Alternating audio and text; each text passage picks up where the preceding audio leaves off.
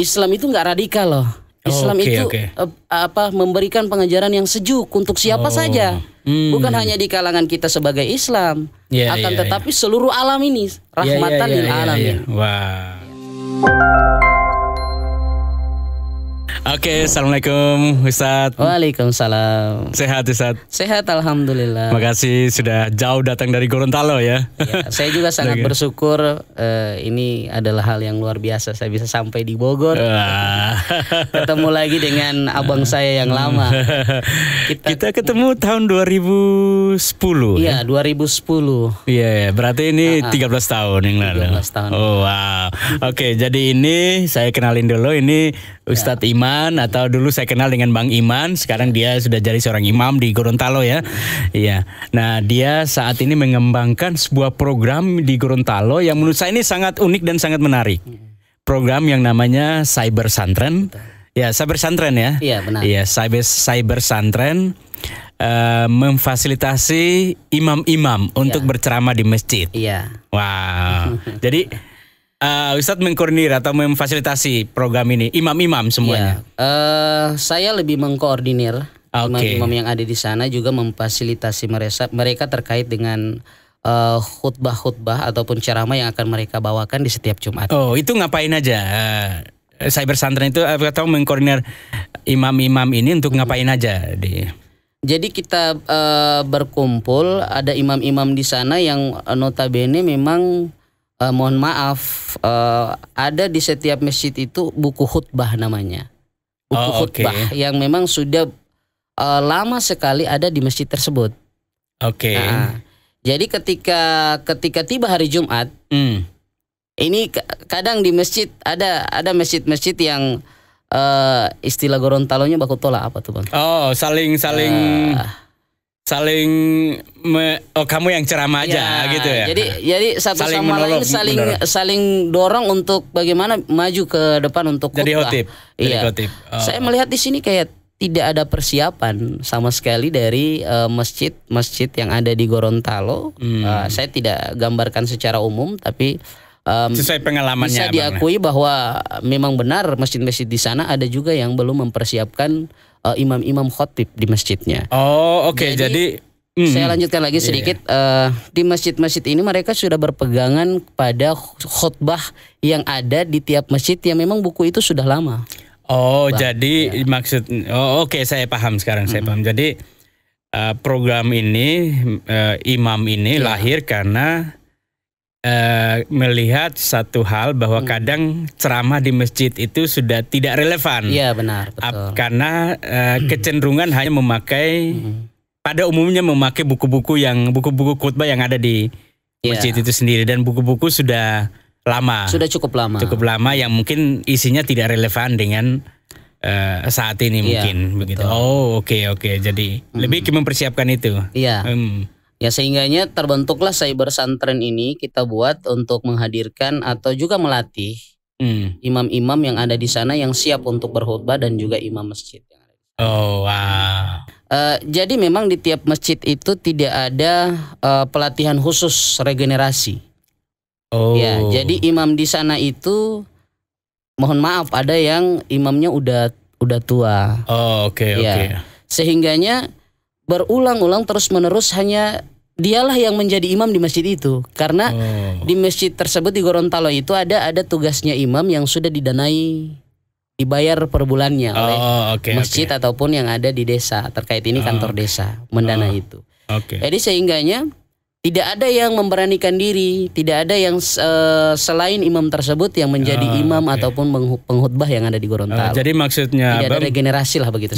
Jadi maksudnya Abang, kadang tidak ada regenerasi sehingga ya imam yang ada ya itu aja. Itu aja, benar. Sehingga juga mungkin materi yang disampaikan ya materi yang monoton yang seperti itu aja. Tidak ada pembaharuan lah ya. Tidak ada pembaharuan. Sehingganya inilah menjadi dasar kami untuk saya sama teman-teman imam di sana berkumpul bagaimana kita temukan solusi seperti ini. Dan alhamdulillah sekarang ini kami sudah sedikitnya sudah membawahi 21 masjid yang setiap Jumatnya itu Cyber Santren yang mengisi. Oh, oke khutbah oke. tersebut. Jadi memastikan bahwa imam-imam yang tergabung di dalam komunitas ini Iya, itu mengisi ceramah-ceramah di masjid-masjid ini. betul Ya. sekali. Dan kami sudah punya grup sendiri. Oh, Grup oke, sendiri oke. terkait dengan jadwal di setiap masjid pada hari Jumat. Oh, oke oke. Termasuk mempersiapkan materi sebelumnya juga. Mempersiapkan materi. Ada juga teman-teman imam yang lain yang punya materi sendiri. Oke, oke. Akan tetapi kami berkumpul lalu kemudian kita Sharing bareng. tentang isi yang ada Oh, wow. yang akan dibawakan ketika dia khutbah. Wow, luar biasa ya. Karena memang di Cyber Santren kami menanamkan nilai-nilai Islam yang rahmatan lil alamin. Yang artinya rahmat itu kasih sayang. Ya, sementara alamin itu adalah akhlak. Jadi kasih sayang serta akhlak inilah yang kami kuatkan dalam satu komunitas namanya Cyber Santren. Wah. Sorry Ustaz. Kalau bicara soal rahmatan lil alamin ya. Saya itu pernah Ya. dan juga ada cerita dari teman saya. Kadang kita pergi ke masjid. Kadang juga tidak semua, tapi kadang juga kita menemukan ada penceramah-penceramah yang membawa materi yang cukup saya maaf kalau saya pakai istilah cukup radikal. Ya. Iya, ceramah yang sangat keras atau ceramah yang yang menyoroti hal-hal tertentu, identitas tertentu, sehingga itu membuat kita kurang nyaman. Ya. Nah, bagaimana dari Pak Ustadz atau dari komunitas Pak Ustadz menyikapi hal ini? Ya, sebenarnya itu juga memang jadi kerisauan kita di komunitas Cyber Santren. Karena di Islam saja Rasulullah tidak pernah mengajarkan tentang radikal. Rasulullah mengajarkan Islam yang rahmatan lil alamin, artinya damai. Bahkan Rasulullah sempat pernah diludahi. Dilempari kotoran. Bahkan sampai apa yang Rasulullah lakukan? Apakah Rasulullah menyampaikan ini dia kafir? Kamu begini, kamu begitu ya. Orang di luar Islam kamu jahat. Rasulullah bergaul dengan orang-orang di luar Islam. Itulah yang mendasari kami bahwa setiap yang disampaikan harus memang benar-benar menyampaikan nilai-nilai yang damai, rahmatan lil alamin, artinya memberikan kasih sayang, bahwa Islam itu nggak radikal loh. Islam memberikan pengajaran yang sejuk untuk siapa saja, bukan hanya di kalangan kita sebagai Islam, tetapi seluruh alam ini rahmatan lil alamin. Ya, seperti itu yang kami tanamkan di Cyber Santren, dan kami sangat terus berdoa Cyber Santren ini semakin ke depan kami terus belajar bersama-sama, sharing bersama-sama. Kami terus memberikan pembinaan bimbingan kepada anak-anak muda yang punya kemauan untuk belajar. Kami juga melakukan pembinaan-pembinaan itu, melatih anak-anak di sana untuk bagaimana bisa tampil dalam memberikan khutbah yang sejuk seperti itu. Nah, itu menarik Pak Ustadz, karena di dunia era digital sekarang era modern sekarang ini kan kadang anak-anak muda itu kadang tidak begitu tertarik dengan hal-hal seperti ini, dakwah di masjid. Mereka lebih tertarik di gadget mereka di YouTube bikin konten segala macam ya. Nah, bagaimana mereka Pak Ustadz bisa mengkaderkan anak-anak muda untuk menjadi imam di masjid? Iya, karena sebenarnya di Gorontalo itu Bang, banyak anak-anak muda yang sebenarnya mereka suka belajar agama. Ya. Jadi ada banyak anak-anak muda yang mereka pengen ke masjid, suka di masjid, tapi tidak ada pembekalan ke mereka dalam artian pemahaman agama yang baik. Dari sinilah lahir kami untuk mengumpulkan anak-anak muda seperti itu. Jadi ada anak muda yang kami dari imam-imam di wilayah masing-masing itu mengumpulkan anak-anak muda yang sebenarnya mereka punya keinginan untuk belajar agama. Ini menarik ya Pak Ustadz, dan saya pikir mungkin itu program ini bisa ditiru di tempat lain sih sebenarnya, karena fokus untuk melahirkan imam yang berceramah di masjid ya. Jadi bukan pelatihan agama secara luas. Enggak. Tetapi pertama bagaimana mempersiapkan imam untuk khotib Jumat untuk berceramah setiap hari Jumat. Iya, betul. Kemudian juga mengkaderkan imam-imam muda ya untuk mengisi di masjid-masjid. Wah, saya pikir ini program yang luar biasa. Iya, terima kasih. Sekarang apa ya? Respon dari jemaah seperti apa ketika? Wah, respon dari jamaah luar biasa. Pasti karena imam yang berceramah lebih dipersiapkan. Iya. Jadi setiap masjid itu justru malah mereka sangat senang karena awalnya mereka tidak ada persiapan. Kamilah yang mempersiapkan itu sehingganya ada ucapan terima kasih dari ketua takmirulnya. Bahkan sampai ditelepon. Ditelepon. Nanti diminta lagi untuk khutbah di masjid tersebut. Oh, jadi apa ya? Saat kalian mengirim imam untuk berceramah di masjid yang lain, mereka ada request kembali lagi. Bahkan ada ketua takmirul lagi menawarkan masjid-masjid yang belum pernah kami kunjungi untuk bagaimana bisa mengisi khutbah yang ada di masjid tersebut. Wow, jadi memastikan bahwa masjid-masjid selalu ada imam yang berceramah setiap hari Jumat. Betul. Ya. Khususnya kita highlight imam yang dipersiapkan. Iya. Imam yang benar-benar dipersiapkan untuk berceramah. Ya. Wow. Ada satu hal lagi Bang yang membuat saya sedih. Saya juga di sana ikut keluar jamaah tablik selama 3 hari. Oh, tergabung dengan komunitas jemaah tablik. Oh, oke. Nah, ketika kami pindah ke satu masjid yang ada di Gorontalo, itu masjid yang cukup memprihatinkan menurut saya. Kenapa? Jamaahnya sedikit. Terus yang kedua imamnya itu aja. Terus yang ketiga terkadang Jumat imamnya nggak bisa hadir. Iya, hari Jumat untuk khutbah di masjid tersebut. Nah, sehingganya saya sangat sedih melihat kondisi seperti itu. Jadi maksudnya saat pas hari Jumat jemaah datang untuk Jumatan nggak ada imam yang nggak ada imamnya, nggak ada khutbahnya, nggak ada khotibnya. Sehingga jamaah di situ mengatakan mereka bahkan pindah ke masjid lain. Makanya masjid itu sunyi. Oke. Jadi memang ini jadi PR kami sebagai teman-teman imam yang ada di Cyber Santren. Bagaimana bisa kami kita menyebar lah masjid-masjid yang notabene memang kekosongan imam dan khotib yang jadi mereka Pak Ustadz melakukan mapping juga pendataan, membuat mapping di mana nih masjid-masjid yang kekosongan imam di situ juga diisi ya. Memang sasaran kami adalah masjid-masjid seperti itu. Memang juga banyak di Gorontalo yang masjid-masjid sudah besar dan sudah diatur secara berkala untuk jadwal-jadwal seperti itu. Kami lebih fokus kepada masjid-masjid yang ada di Gorontalo, itu masjid yang memang benar-benar kekurangan imam dan khotib. Oke. Pak Ustadz, saya kembali lagi ke dakwah yang rahmatan lil alamin. Baik. Karena bagaimanapun masjid itu adalah pusat dakwahnya umat Islam. Di mana umat datang untuk dengan berbagai macam dinamika kehidupan mereka. Ada yang datang dengan pusing, ada yang datang dengan berbagai macam ya. Untuk mereka setidaknya datang di dalam masjid itu mereka dapat kesejukan. Setidaknya juga mereka ada masalah, mereka mengalami kelegaan. Setidaknya di saat mereka datang di masjid mereka mendapatkan jawaban, dapat solusi ya untuk itu. Nah, dan juga kalau kita lihat di pemerintah kita di Indonesia juga sekarang saya kurang tahu itu seperti menggalakkan sertifikasi Ustadz dalam hal untuk menyejukkan, menyampaikan dakwah-dakwah yang penuh dengan kesejukan, penuh dengan rahmatan lil alamin. Nah, bagaimana komunitas Pak Imam, Pak Ustadz dalam menjaga ini supaya memang ceramah-ceramah yang disampaikan di masjid itu tetap relevan, rahmatan lil alamin. Apakah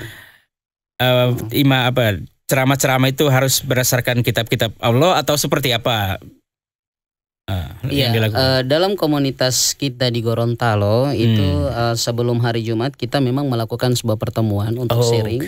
Oke. Iya, dan kita juga memang melihat di dalam Al-Quran. Iya, itu rujukan kita Al-Quran. Dasarnya adalah Al-Quran.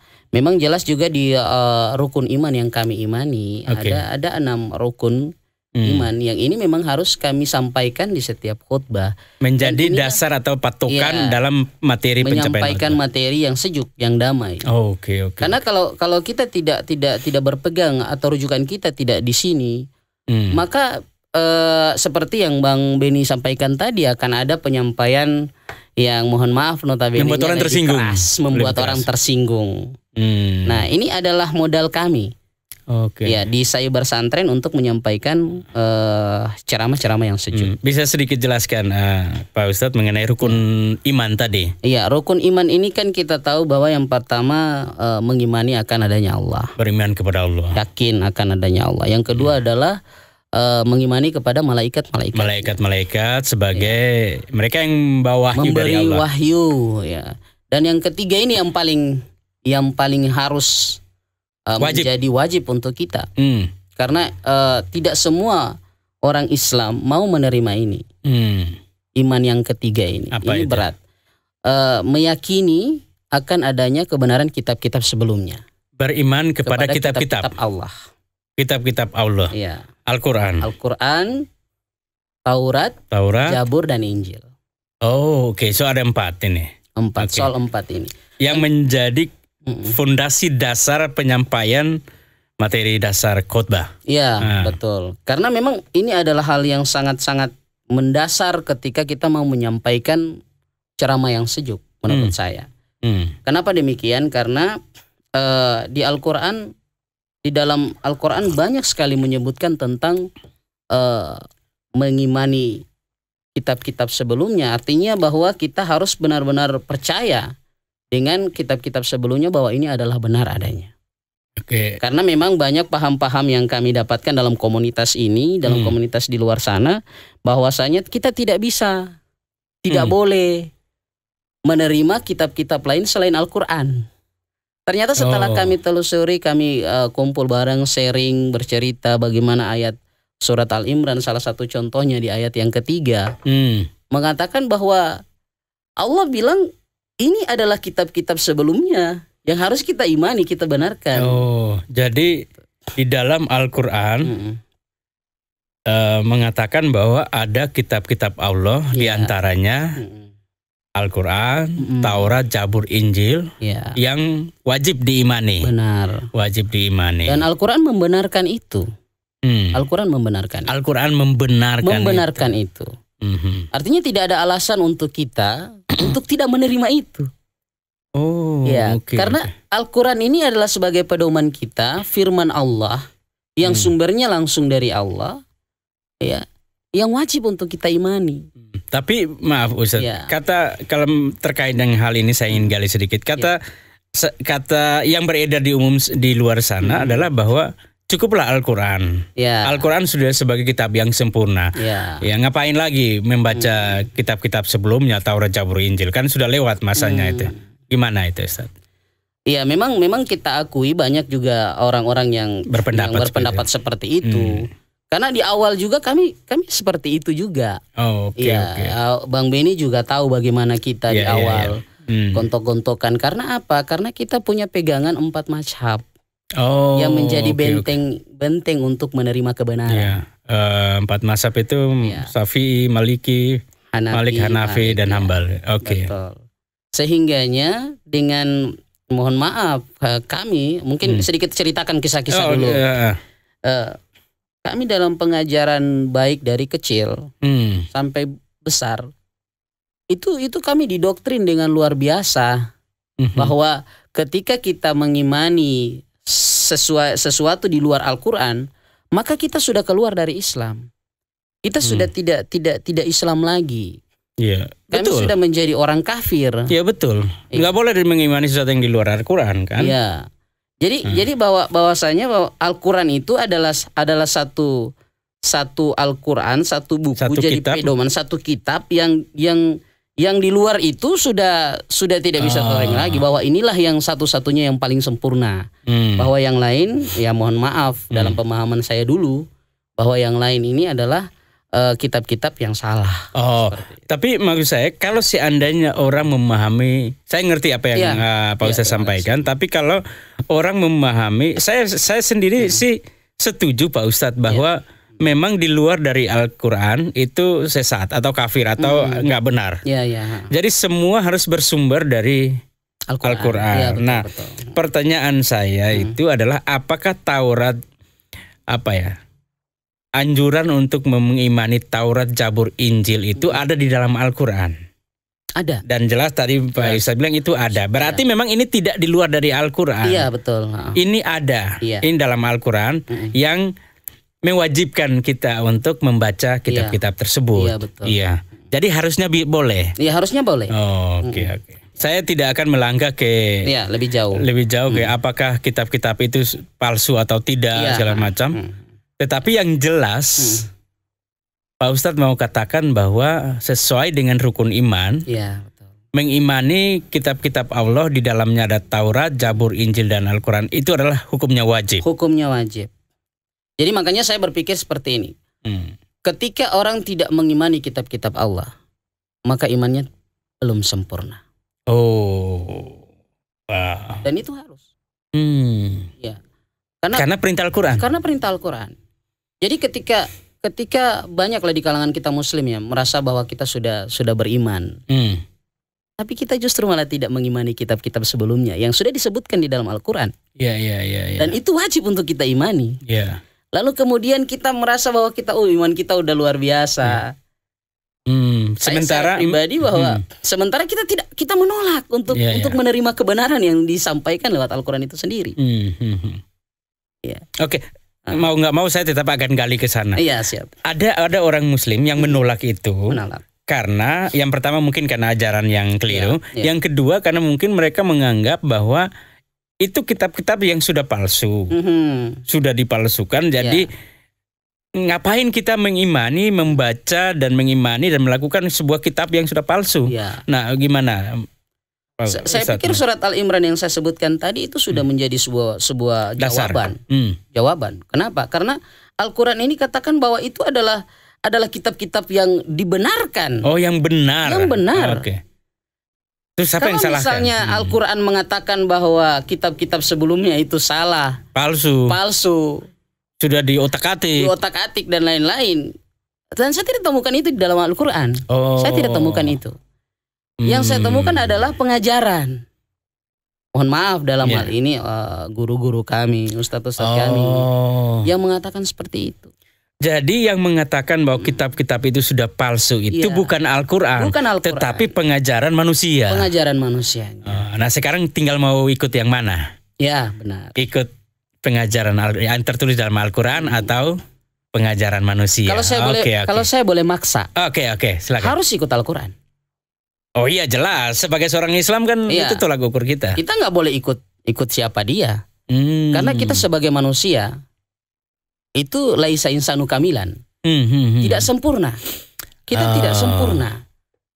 Apapun jabatan kita, siapapun kita pasti bisa salah. Al-Quran Tapi tidak. Al-Quran tidak. Telah sempurna lah. Sempurna. Ayat-ayat Allah. Al-Quran ini sudah sangat sempurna. Jadi pasti apa yang disampaikan di dalamnya benar. Benar ada. Dan dia bilang beriman kepada kitab-kitab Allah. Kitab Allah. Itu kitab-kitab Allah, bukan kitab agama lain. Ya, itu bukan kitab kamu, kitab saya, kitab dia, tapi ini adalah kitab-kitab Allah. Ini adalah kitab-kitab Allah yang wajib di dalam sebagai seorang Islam wajib mengimani itu. Nah, begini Pak Ustadz. Saya akan coba untuk memahami dari perspektif orang luar, orang lain. Siap. Saya tidak mau mengimani ataupun membaca kitab Taurat, Zabur, Injil dan Al-Quran. Taurat, Zabur dan Injil. Karena itu adalah kitab orang Yahudi dan Nasrani.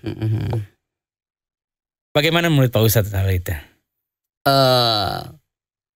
Saya pikir seperti yang saya sebutkan sebelumnya bahwa kitab-kitab yang Allah turunkan dari Nabi Adam sampai kepada Nabi Muhammad itu adalah kitab Allah. Oh, jadi itu kitab-kitab Allah. Kitab Allah. Bukan kitabnya agama Yahudi, agama Nasrani, agama Muslim. Kan ini kitab Allah yang diberikan kepada semua umat manusia. Sehingga wajib diimani Sehingga wajib oleh diimani. setiap manusia. Iya. Yang salahnya di kita adalah kita mengkotak-kotakan itu. Oh, Al-Quran hanya milik orang Islam, Injil milik orang Nasrani, Taurat milik orang Yahudi. begitu. Oh. Pemahaman-pemahaman seperti inilah, mengkotak-kotakan seperti inilah yang membuat bahwa kita ini punya Allah sendiri-sendiri loh kan. Punya Allah sendiri, Muslim punya Allah sendiri, ya kan. Ya, Padahal ini adalah satu yang satu ini adalah kitab yang bersumber dari satu. Bersumber dari satu, yaitu Allah. Oh, wah keren. Dan itulah yang kami di Cyber Santren selalu pertemuan kami seperti itu. Dan alhamdulillah dari kami semua Cyber Santren, imam-imam yang ada di sana, kami memberikan khutbah-khutbah yang baik. Ya. Mohon maaf, kami dulu memberikan ceramah-ceramah yang kurang baik mungkin.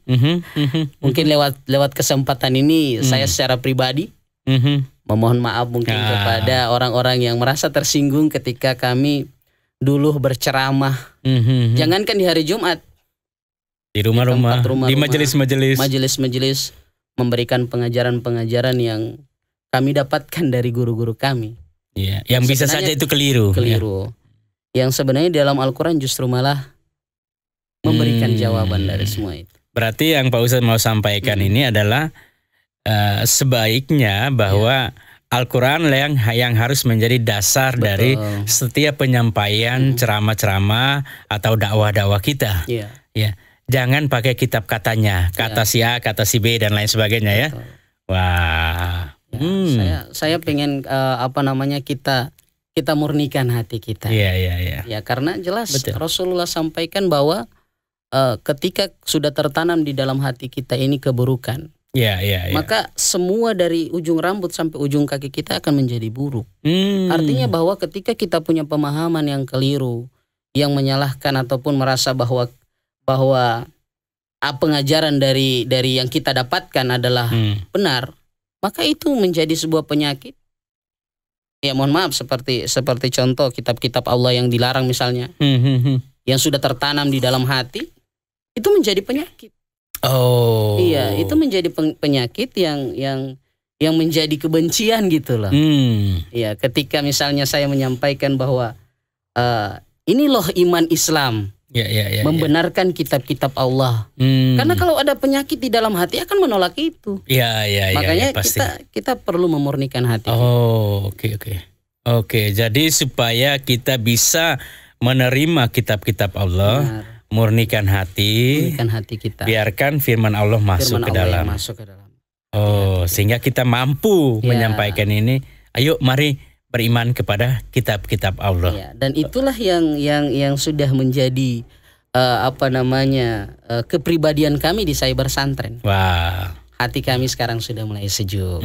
Sudah sejuk kami menyampaikan hal kebenaran yang baik. Dan saya kira kalau disampaikan juga seperti ini, tidak hanya orang Islam, tapi orang non-Muslim pun akan ketika mendengar ceramah-ceramah kita, mereka merasa sejuk. Ya, alhamdulillah. Pernah di podcast ini ada seorang Pak Kiai Ketua MUI dan seorang Romo, Romo Endro.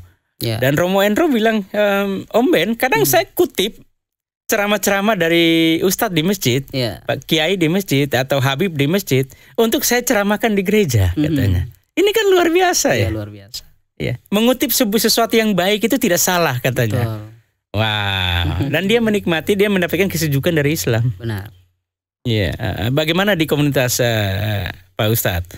Apakah membahas hal-hal seperti ini juga? Ada hubungan bagaimana supaya ketika kita menyampaikan dakwah, tidak hanya kita di Muslim mendapatkan rahmatan lil alamin, tapi ketika orang di luar juga mendengarnya, mereka juga merasa sejuk. Iya, dan itu memang menjadi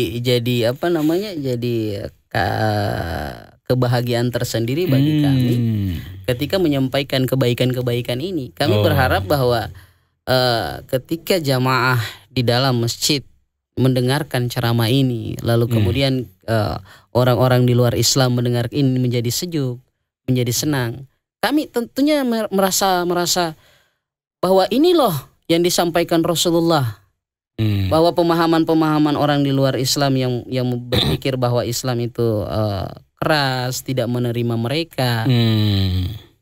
Ya, ya, ya. Pengajaran seperti inilah yang sebenarnya Ya, ya. Rasulullah bawa. Wah, wah. Pak Ustadz, sorry. Tadi Pak Ustadz menyebut tadi sempat minta maaf karena mungkin dulu sempat memberikan ceramah-ceramah yang keliru atau juga menyinggung orang, ya. Tetapi itu juga karena berangkat dari mungkin pengajaran-pengajaran dari keluarga atau dari guru-guru yang mungkin juga kurang pas. Nah, ini begini Ustadz, apakah dalam hidup Pak Ustadz ada nggak pengalaman, ada titik di mana Pak Ustadz merasa, wah ternyata saya salah dulu, iya, ada nggak kira-kira? Ada pengalaman unik sebenarnya. Oh, oke, ya. Silakan. Pengalaman unik ini waktu ketika, mohon maaf saya belum imam waktu itu ya. Oh belum ini, oke. Saya belum. Iya. Saya waktu itu kuliah di satu universitas yang ada di Gorontalo. Oke. Jadi kami menjadi mahasiswa baru saat itu. Ya, dari berbagai daerah. Kemudian kita ambil satu kuliah yang ada di Gorontalo. Nah, saya punya teman nih.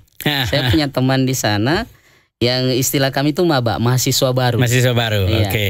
Jadi karena sebagai orang baru pasti cari teman. Iya, pasti. Cari sahabat. Saya temukan satu teman namanya Yohan.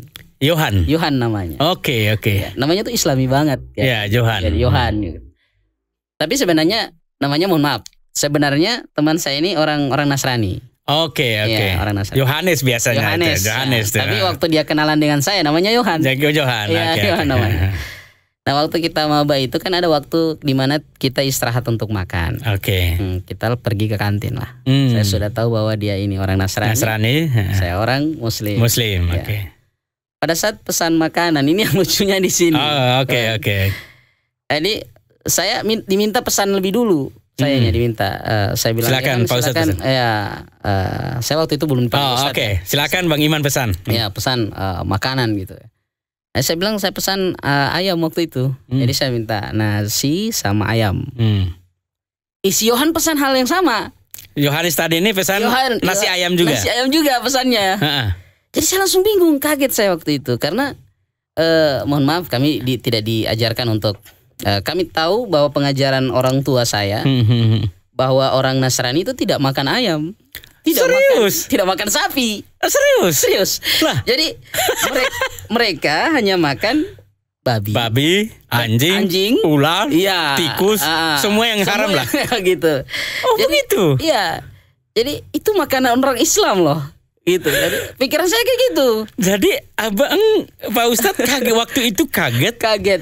Orang si Yohanes ini pesan nasi ayam.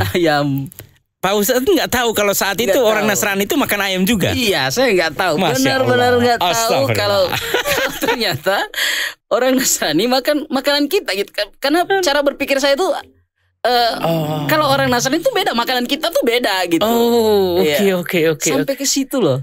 Jadi langsung kaget, langsung ketawa.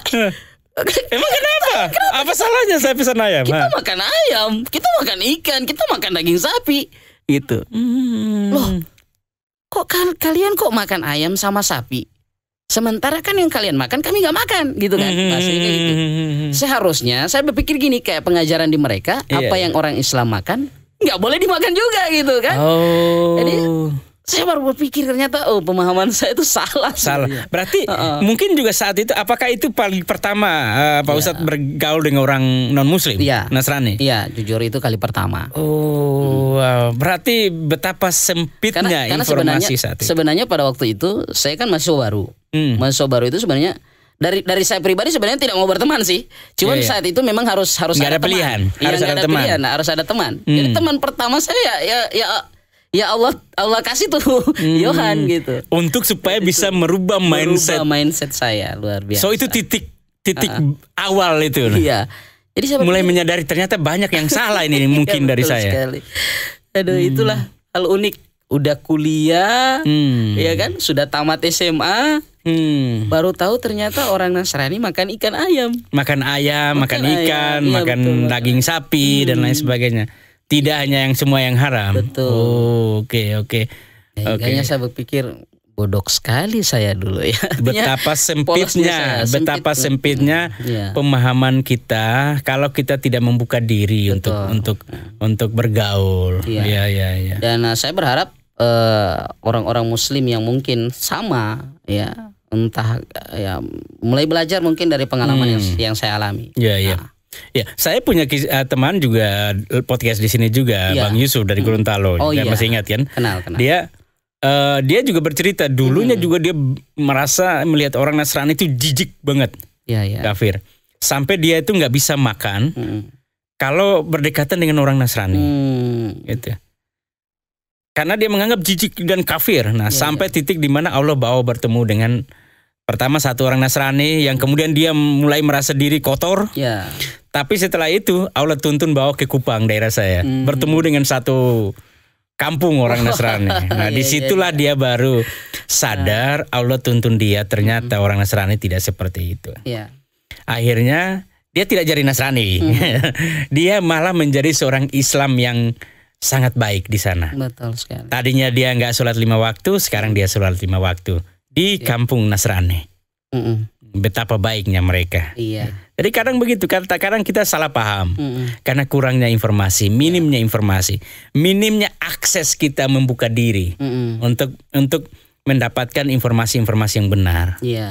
Makanya saya sangat berterima kasih sekali sama Bang Beni dan krunya dengan adanya bermakna.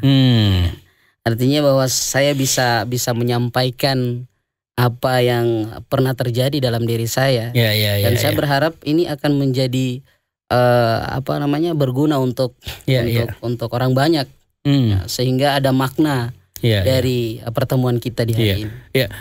Menarik dari pengalaman sederhana dari Pak Ustadz tadi mengenai ayam tadi. Saya kira sangat relevan dengan contohnya Pak Ustadz tadi contohkan mengenai kitab-kitab Allah tadi. Betul. Mungkin kita juga orang Islam ada yang mengatakan mungkin terheran-heran ketika melihat ada ayat-ayat yang bicara mengenai kitab-kitab Taurat, Zabur, Injil itu karena mungkin sebelumnya nggak pernah tahu. Betul ya? Iya, betul. Iya. Jadi, ternyata ini dalam Al-Quran ya? Wah, setelah 30 tahun baru sadar itu ada dalam Al-Quran. Wah, itu menurut saya sebuah pribadi saya benar-benar, tapi saya bersyukur sebenarnya. Saya sudah susah untuk menyampaikan ini. Saya bersyukur bahwa Allah membimbing saya. Allah membawa saya sampai di titik ini. Itu yang saya sangat syukuri dalam diri saya. Sehingganya ke depan komunitas ini harus menjadi jawaban. Komunitas kami di Cyber Santren ini harus menjadi jawaban kepada kami khususnya umat Muslim yang punya pemahaman-pemahaman yang mohon maaf saya pribadi menganggap itu keliru. Karena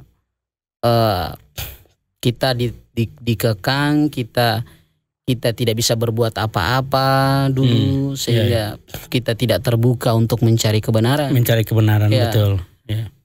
Harapan kami adalah dengan adanya Cyber Santren kami khutbah di masjid-masjid menjadi jawaban kepada siapa saja yang mungkin saja kita tidak tahu mereka mendapatkan pembelajaran baru dari ceramah yang kita sampaikan.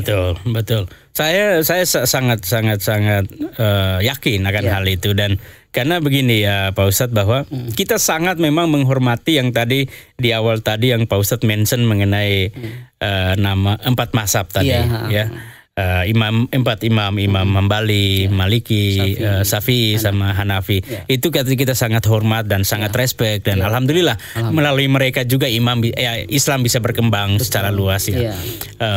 Tetapi juga yang perlu sebagai seorang Islam yang saya tertarik dari apa yang Pak Ustadz sampaikan itu adalah mari kita melihat Al-Quran. Apa kata Al-Quran mengenai semua poin-poin yang kita bahas. Kadang mungkin ada sesuatu yang tabu yang kita anggap ini keliru.